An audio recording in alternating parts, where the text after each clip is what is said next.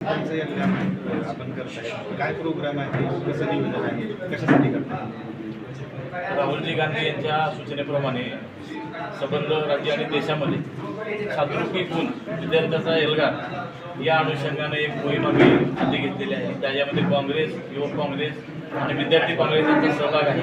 नुकतेच कोर्टामध्ये राहुल गांधींचा तो विद्यार्थ्यांचा जो संवाद झाला त्याला देखील चांगली प्रसिद्धी मिळाली आणि तो काही राजकीय कार्यक्रम नव्हता.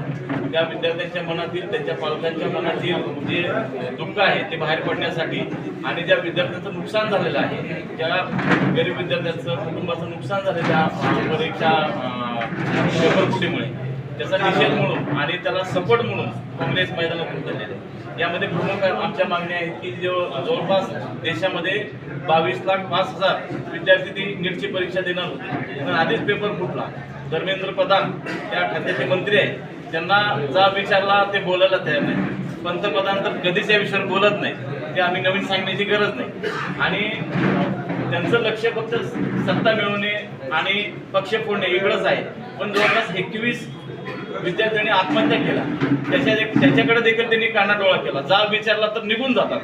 दुसरा विषय, राज्यामध्ये TETचा आता भिवंडीमध्ये काल परवा पेपर फुटला, त्यामध्ये 6 लाख परीक्षार्थी परीक्षा देणार होते, तेही त्या परीक्षेला मुकले. एकतर ती जाचक गाठी लावून TETची परीक्षा विनाकारण त्या शिक्षकांच्या माथी मारली जाते. दुसरी गोष्ट, दादा भुसे या खात्याचे मंत्री आहेत, ते देखील या गोष्टीवर बोलायला तयार नाहीत. म्हणजे पूर्ण शिक्षण व्यवस्थेचा बोजवरा उडवलेला आहे.